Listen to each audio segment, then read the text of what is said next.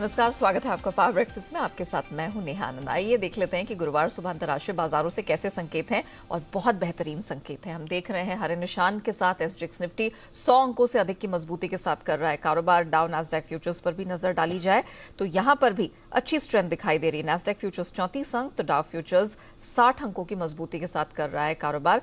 बाकी मार्केट्स पर, Asian markets पर नजर डालें तो फ्लैट टू पॉजिटिव ही शुरुआत होती हुई दिखी है, और कमोडिटी मार्केट में तो लगातार स्ट्रेंथ टू स्ट्रेंथ हम देख रहे हैं, बढ़त के साथ ही कारोबार होता हुआ नजर आ रहा है।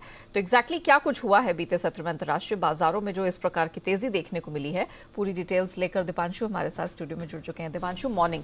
Second straight session of strength, ये भी ऐसे ही आ गई है या कोई कारण है इसके पीछे? ये एक्चुअली कन्विंसिंग सेशन था स्ट्रेंथ का। पिछला वाला हमने देखा था, उतनी बड़ी रेंज नहीं थी, उतना बड़ा रिबाउंड नहीं था, बट ये कन्विंसिंगली एक बढ़िया रिबाउंड, एक बढ़िया तेजी आप कह सकते हैं, एक अच्छा उछाल जो है मार्केट्स ने आपको दिखाया है, जहाँ तक कल के ट्रेड का सवाल है। और इसकी वजह भी कुछ ऐसी खास नहीं थी। एक रिबाउंड की वजह चाहिए थी बाजार को। यूजुअली जो कल हमने भी डेटा हाईलाइट किया था कि आखिरी कुछ दिन बाजार इस साल के या हर साल के आखिरी कुछ दिन बाजार के लिए अच्छे होते हैं, और बिल्कुल वैसा ही ट्रेंड आपने कल होते हुए देखा। इनफैक्ट 525 अंकों का उछाल आपने डाउ में देखा, तो दमदार तेजी थी। 1.5% ऊपर डाउ था, 1.5% ऊपर आपने नैस्डैक देखा। S&P 500 के सभी 11 सेक्टर्स में आपने तेजी बनते हुए देखी। तो एक बहुत ही बढ़िया ऑलराउंड अच्छे पार्टिसिपेशन के साथ बाजार में आपने रिबाउंड आते हुए देखा है। और आज सुबह भी अगर आप देखेंगे, जापानीज बाजार आपको संभलते हुए दिख रहे हैं, वहाँ का येन आपको संभलते हुए दिख रहा है, वहाँ की बॉन्ड मार्केट संभलते हुए दिख रही है। और कल हमने देखा अमेरिकी बॉन्ड यील्ड भी ऊंचाई से आपको गिरती हुई दिखी। 10 साल और 2 साल दोनों ही यील्ड में कल हमने गिरावट देखी। तो एक स्थिरता, एक स्टेबिलिटी लौटती हुई दिख रही है बैंक ऑफ जापान के शॉक डिसीजन के बाद, जिसकी वजह से 2 दिनों में बाजार में उतार चढ़ाव बना हुआ था। एनर्जी शेयर्स यूएस में सबसे ज़्यादा तेजी आपने यहाँ पर आती हुई देखी। नाइकी और फेडेक्स दोनों के अच्छे नतीजे आए थे, जिसकी वजह से इन स्टॉक्स में आपने एक्शन बनते हुए देखा। इसके अलावा कंज्यूमर कॉन्फिडेंस डेटा भी अनुमान से बेहतर आते हुए देखा, जिसकी वजह से बाजार में भी आपको पॉजिटिव एक्शन बनते हुए देखा। पर हाउसिंग डेटा ने किया है निराश। एग्जिस्टिंग होम सेल्स, यानी कि जो मौजूदा घर हैं, उनकी बिक्री लगातार 10 महीनों से गिर रही है। नवंबर में भी हमने देखा करीब 7.5 पौने 8% गिर कर ही आंकड़ा आया। तो ये आंकड़ा अच्छा नहीं था, बट इसको बाजार ने नज़रअंदाज किया है। और इसके अलावा देखा तो बहुत ही बढ़िया एक्शन आपने यूएस में बनते हुए देखा। आज Q3 का फाइनल जीडीपी डेटा आने वाला है। 2.9% ऑलरेडी अनुमान सामने आ चुका है, पिछला प्रिंट सामने आ चुका है, उसी के आसपास रहने की संभावना है। तो वहाँ से कुछ रिएक्शन नहीं होगा, बट फाइनल जीडीपी डेटा आज आने वाला है Q3 का। यूरोप की बात करें, 1.5 से 2% की तेजी, बहुत ही बढ़िया एक्शन वहाँ पर आपने बनते हुए देखा। इसके अलावा कच्चे तेल की अगर आप बात करें तो लगातार तीसरे दिन आप मजबूती देख रहे हैं। इनफैक्ट $82 के ऊपर आपको ब्रेंट ट्रेड करते हुए दिख रहा है, तो इस पर रखिएगा नज़र। 2-3 दिनों से थोड़ा एक्शन बन रहा है। अमेरिका में वीकली भंडार गिरने से हमने देखा है कि तेल में मजबूती आई है। चीन में भी हालांकि कोविड प्रतिबंध और केसेस बढ़ रहे हैं, बट वहाँ पर वैसा लॉकडाउन नहीं आ रहा है। इनफैक्ट और ढील की ही बात की जा रही है, तो उससे भी आपको सपोर्ट मिलते हुए दिख रहा है। डॉलर इंडेक्स 104 के पास स्थिर है, कोई प्रॉब्लम नहीं है। सोना एक हफ्ते की ऊंचाई के आसपास है। जिंक छोड़कर बाकी सभी बेस मेटल्स में आपने पॉजिटिविटी देखी है। एग्री कमोडिटीज में बड़ा एक्शन बना हुआ है, तो थोड़ी स्टेबिलिटी लौटती हुई दिख रही है बाजार में। और एक जो ईयर एंड रैली हर बार आती है, शायद उसके लिए तैयार होने के संकेत आपको ग्लोबल मार्केट्स देख रहे हैं। देखते हैं हमारे बाजार में आज कैसा एक्शन रहेगा। चलिए, let's make hay while the sun shines. जितनी मजबूती है उसका फायदा उठाना चाहिए, और देखते हैं कि कब तक ये जारी रहती है और हमारे मार्केट्स आज कैसे रिएक्ट करते हैं। शुक्रिया दीपांशु, वो पूरी डिटेल्स दर्शकों के सामने रखने के लिए। आइए आगे बढ़े, उससे पहले देख लेते हैं कि कल यानी बुधवार को संस्थागत निवेशकों की तरफ से प्रदर्शन कैसा रहा है। तो कैश स्पेस में तो कुछ बिकवाली हाथ लगी है। 1120 करोड़ के आसपास की बिकवाली का फिगर एफआईआईज ने दर्ज किया है। लेकिन एफएनओ पे नजर डालते हैं 3450 करोड़ की खरीदारी वहां पर देखने को मिली, और घरेलू संस्थागत निवेशकों ने भी कुछ दमखम दिखाया है। 1757 करोड़ की खरीद का फिगर वहां से निकल कर आया है। अब जिस तरह के दमदार ग्लोबल संकेत दिखाई दे रहे हैं, उस बीच हमारे मार्केट्स के लिए किस प्रकार के संकेत है, क्या ट्रेडिंग रणनीति हो, बात करने के लिए जी बिजनेस के मैनेजिंग एडिटर आनंद सिंह भी हमारे साथ जुड़ चुके हैं।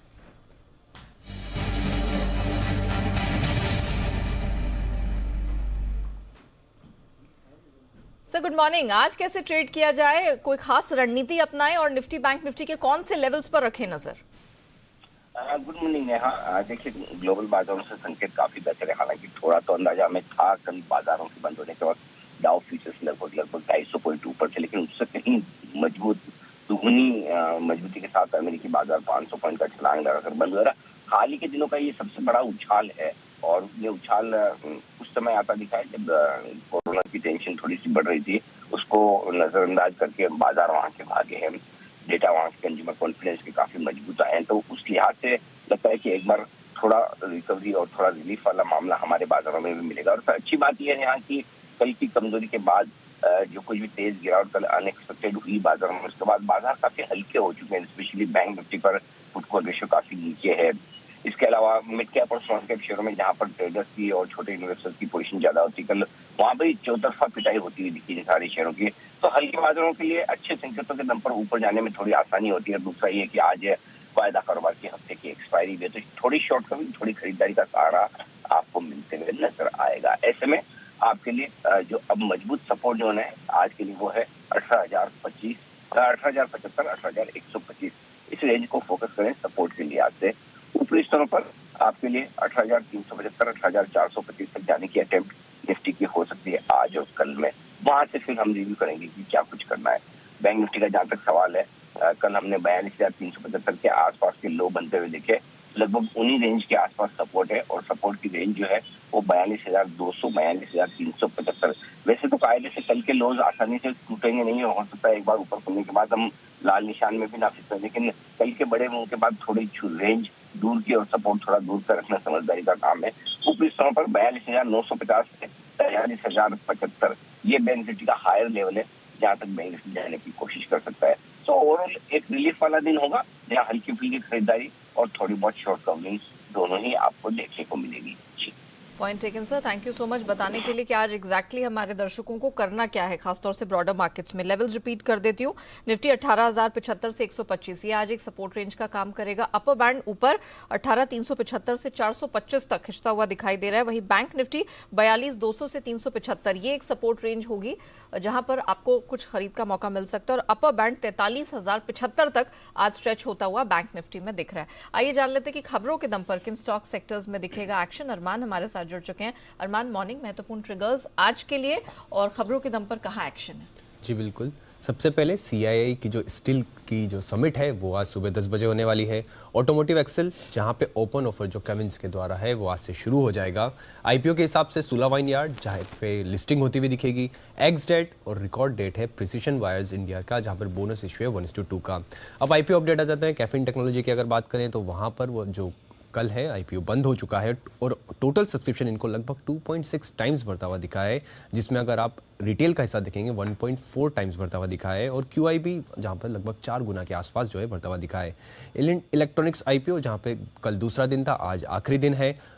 ओवरऑल सब्सक्रिप्शन अभी तक 95% बढ़ता हुआ दिखा है, जिसमें रिटेल का हिस्सा 1.3 टाइम्स है। और अगर QIB देखेंगे, हालांकि QIB भी 1% ही है। खबरों पे आ जाते हैं। अजंता फार्मा रिपोर्ट्स है कि जो अजंता फार्मा में प्रमोटर्स अपनी जो प्रमोटर ग्रुप से जो हिस्सेदारी बेच सकते हैं वो लगभग 4.5% जो अपनी हिस्सेदारी है वो लगभग 650 करोड़ में बेचेंगे। और जो भाव जो निकल के आ रहा है वो 1113 रुपए का आ रहा है, जो मौजूदा भाव है अगर उस हिसाब से अगर आप देखेंगे तो लगभग 5% डिस्काउंट पर है। एयरलाइंस और होटल स्टॉक्स पर ध्यान रखिएगा क्योंकि अब से हवाई अड्डों पर अंतर्राष्ट्रीय जो पैसेंजर्स हैं उनकी रैंडम चेकिंग जो है वो होगी। स्पेशलिटी रेस्टोरेंट 212 के आसपास के भाव पर उन्होंने 60 लाख जो है कन्वर्टेबल वारंट्स जारी करेगी कंपनी। और वारंट्स के जरिए लगभग 127 करोड़ जो है कंपनी जुटाने वाली है। आइनॉक्स लीजर जहां पे लीज बेसिस पर कंपनी ने नई दिल्ली और विजयवाड़ा में मल्टीप्लेक्स सिनेमा थिएटर का जो है कमर्शियल ऑपरेशन है वो शुरू किया है। बंधन बैंक लगभग 8,900 करोड़ के जो NPA पोर्टफोलियो के लिए उनको ARC जो असेट रिकंस्ट्रक्शन कंपनी है उनसे लगभग 800 करोड़ के आसपास का जो बाइंडिंग बिड है वो मिला है। और अंत में सीमेक पर ध्यान रखिएगा क्योंकि उन्होंने लंदन की एक कंपनी जेम्स फिशर के साथ MOU किया है और ये MOU शिपिंग वेसल की खरीद के लिए जो है वो MOU किया गया है। और इसका अगर आप कुल अमाउंट देखेंगे वो लगभग 200 करोड़ का है।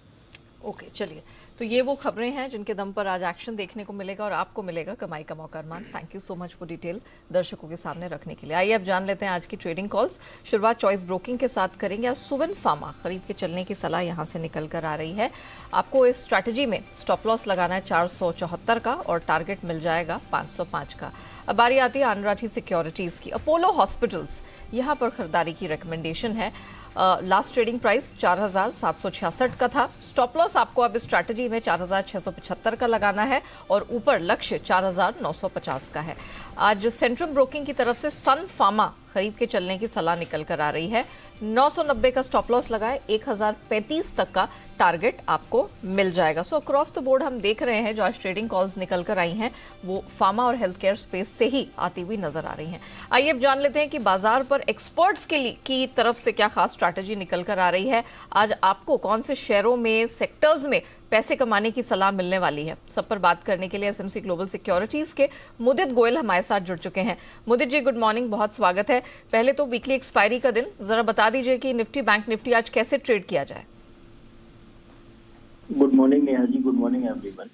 देखिए मार्केट में वोलेटिलिटी रहेगी और यहाँ पर एक चीज क्लियर करेंगे, ये जो वोलेटिलिटी देखने को मिल रही है ये न्यूज बेस्ड वोलेटिलिटी है। यहाँ पर टेक्निकल लेवल्स या फंडामेंटल्स कोई काम नहीं करेंगे, क्योंकि पहले भी हमने देखा है जब कोविड की टेंशन गहराती हैं तो मार्केट में वोलेटिलिटी बढ़ जाती है। तो उसी तरह का पेन कल के सेशन में देखने को मिला। तो यहाँ पर क्लियर कट यही कहेंगे, अगर कोई रिस्क लेना चाहता है तभी यहाँ पर ट्रेड करे, अदरवाइज रिस्क फ्री रहना ही समझदारी होगा। इंडेक्स में हमें लगता है आज के सेशन में कुछ बाउंस बैक देखने को मिल सकता है। 18,340 तक के अपसाइड मूव निफ्टी में नजर आते हैं। स्टॉप लॉस आएगा 18,120 का। एक चीज और कहेंगे, अगर 18,120 का ब्रेकडाउन होता है तो 18,000 तक के भी डाउन साइड निफ्टी में नजर आती है। ओके, और बैंक निफ्टी? देखिए क्लियर कट बैंक निफ्टी को अवॉइड करने की सलाह देंगे। साफ साफ बोलता हूँ, चार्ट देख रहे हैं, चार्ट पर कोई भी क्लियर इंडिकेशन समझ नहीं आ रहा कि यहाँ पर तेजी बननी चाहिए या और करेक्शन आएगी, तो इसलिए बैंक निफ्टी को अवॉइड करके चलने की सलाह है। ठीक है, बैंक निफ्टी को अवॉइड करके चलने की सलाह है, लेकिन स्टॉक स्पेसिफिक एक्शन आज कहाँ आपको दिख रहा है? देखिए स्टॉक स्पेसिफिक एक्शन बताने से पहले एक ही चीज कहूंगा, जो लोग रिस्क ले सकते हैं तभी मार्केट में ट्रेड करें, अदरवाइज 2-4 दिन आप शांति से बैठिए जब तक ये चीजें सारी चीज सेटल होती है, पूरा मामला क्लियर होता है, तभी वहां पर ट्रेड बनाने की सलाह होगी। अदरवाइज रिस्क ले सकते हैं तभी ट्रेड कीजिए, अदरवाइज अवॉइड कीजिए। मैं बात कर रहा हूँ बाय करके चलेंगे सिप्ला के चार्ट अच्छे बने हुए हैं। 1,085 के सपोर्ट से स्टॉक में कल बाउंस बैक देखने को मिला, फॉलिंग ट्रेंड लाइन का ब्रेकआउट हुआ है, तेजी और एक्सटेंड हो सकती है। 1150 तक के टारगेट के लिए सिप्ला को लॉन्ग करके चलेंगे, स्टॉप लॉस आएगा 1111 का। दूसरा एक शॉर्टिंग अपॉर्चुनिटी है हाल, हिंदुस्तान एरोनॉटिक्स लिमिटेड, इसको शॉर्ट करके चलेंगे। डेली चार्ट पर राउंडिंग टॉप बनाया और वहां से करेक्शन हुई, 5 दिनों का कंसोलिडेशन ब्रेकडाउन कल के सेशन में हुआ है, अभी और करेक्शन दिखाएगा। 2530 के टारगेट के लिए हाल हिंदुस्तान एरोनॉटिक्स को शॉर्ट करेंगे, स्टॉप लॉस आएगा 2615 का। ओके मुदित जी, आपने अभी कुछ समय पहले अपनी कमेंट्री में कहा कि मार्केट बहुत वॉलेटाइल रहेंगे, कुछ समय अगर अवॉइड कर सकते हैं तो करें और सिर्फ एग्रेसिव ट्रेडर्स ही प्ले करें।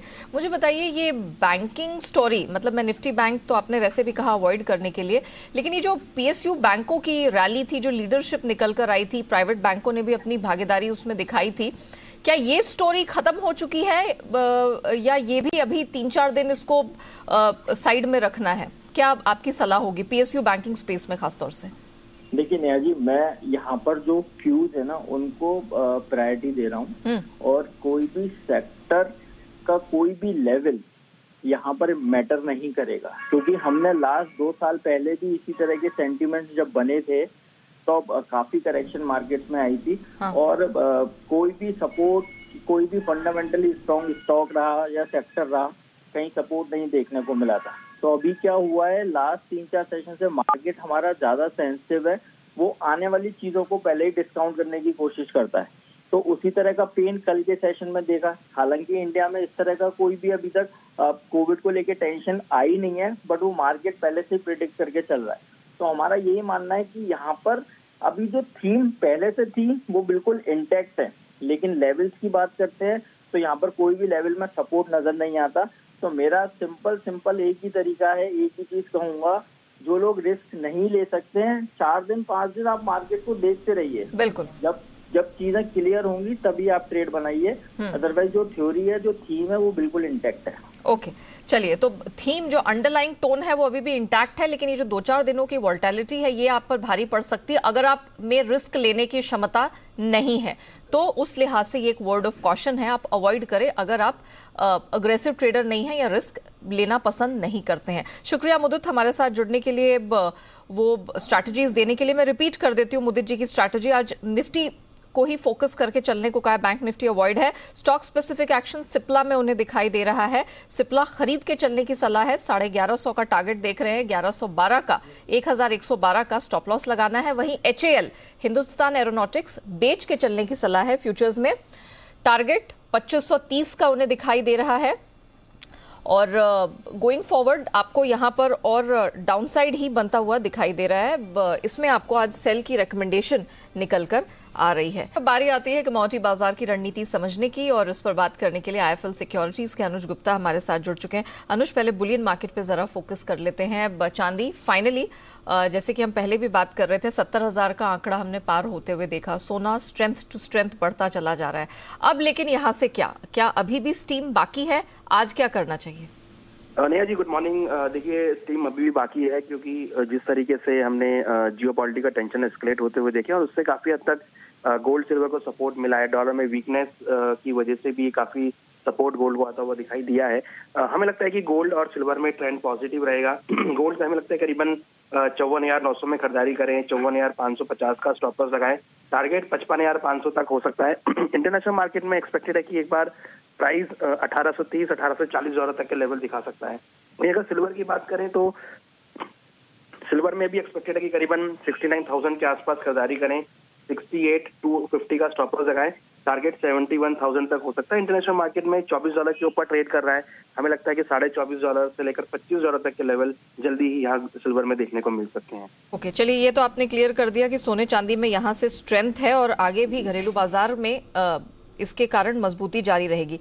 कच्चे तेल में क्या? कल 200 रुपए की स्ट्रेंथ हमने MCX पर देखी। अभी भी आज सुबह देखा जाए तो ब्रेंट ऑलमोस्ट $83 के काफी करीब पहुंच गया है। तो फिर से स्ट्रेंथ लौट रही है, क्या किया जाए? देखिए, बिल्कुल नेहा जी, कल यूएस की आंकड़े आए थे इन्वेंट्री के, वो भी काफी ड्रॉ डाउन हुए थे, तो काफी हद तक सपोर्ट मिला है। हमें लगता है कि उसका इम्पैक्ट प्राइसेस पे रहेगा। तो आज भी हमें लगता है कि एक ट्रेंड पॉजिटिव रहेगा और एक्सपेक्टेड है कि ड्राइविंग सीजन है तो यहाँ पे डिमांड थोड़ा सा बढ़ता हुआ दिखाई देगा। फेस्टिवल सीजन है तो क्रूड की डिमांड बढ़ सकती है, तो उससे प्राइसेस को सपोर्ट है। जैसा हम एक्सपेक्ट कर रहे थे वैसे ही ट्रेंड आता हुआ दिख रहा है। तो आज भी हमारी खरीदारी की सलाह रहेगी। क्रूड में करीबन 6450 में MCX में खरीदारी करें, 6300 का स्टॉप लॉस लगाएं। टारगेट 6700 तक हो सकता है और हमारा मानना है कि ब्रेंट एक बार $85 इंटरनेशनल मार्केट में टेस्ट कर सकता है। ओके, कल मेटल्स में एक जिंक को छोड़ दें, वैसे भी जिंक चला काफी था तो बनता था उसका थोड़ा सा कूल ऑफ होना। बाकी सारे मेटल्स ने होल्ड आउट किया है, तो क्या माना जाए खरीदारी का ये मौका है? बिल्कुल नेहा जी, मुझे लगता है कि आज कॉपर और एल्युमिनियम में एक अपसाइड मोमेंटम देखा जा सकता है। कॉपर हमें लगता है कि करीबन 710 के आसपास खरीदारी करें, 703 का स्टॉप लॉस लगाएं। टारगेट 722 तक देखने को मिल सकता है। वही एल्युमिनियम भी हमें लग रहा है कि एक बार 210 211 तक के लेवल दिखा सकता है। तो आज के लिए भी मोमेंटम पॉजिटिव है बेस मेटल्स में। कॉपर और एल्युमिनियम रडार पे रहेंगे जहाँ पे खरीदारी का ट्रेड आज लेके चल सकते हैं। ये बता दीजिए रुपए में क्या किया जाए? देखिए, कल रुपी एक रेंज में ही बंद हुआ था 82 के आसपास में, तो हमें लगता है कि आज अगेन थोड़ा एप्रिसिएशन देखने को मिल सकता है। हालांकि काफी टाइट रेंज रहेगी, वॉल्यूम थोड़े से कम है, बट मुझे उसको लगता है कि उसके बावजूद भी रुपये में स्ट्रेंथ आज देखने को मिलेगी। तो यहाँ पर डॉलर में बिकवाली की सलाह रहेगी करीबन 83 में, स्टॉप लॉस 83.30 का रहेगा, टारगेट 82.40 तक हो सकता है। ओके, चलिए, थैंक यू सो मच अनुज हमारे साथ जुड़ने के लिए, बताने के लिए कि ग्लोबल कमोडिटीज में, नॉन एग्री कमोडिटीज में और करेंसी में आज क्या रणनीति अपनानी है। आइए आगे बढ़े और कोई एक महत्वपूर्ण खबर से आपका परिचय करा दे। भले ही महंगाई दर नीचे आ गई हो, लेकिन इसके चलते ब्याज दरों में बढ़त का जो सिलसिला है वो रुकने वाला नहीं है। इस महीने की शुरुआत में जो मॉनेटरी पॉलिसी कमेटी की बैठक हुई उसके कल मिनट्स जारी हुए हैं। बैठक के मिनट से पता चला कि रिजर्व बैंक गवर्नर फिलहाल पॉलिसी को लेकर कोई भी नरमी बरतने के पक्ष में बिल्कुल नहीं है। जी हाँ, बैठक में RBI गवर्नर शक्तिकांता दास ने कहा है कि पॉलिसी में समय से पहले उठाए गए किसी भी कदम से काफी नुकसान उठाना पड़ सकता है।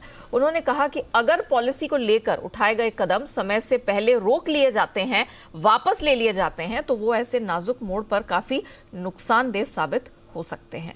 यानी अभी ब्याज दरों में जो बढ़ोतरी है उसका सिलसिला जारी रहने वाला है।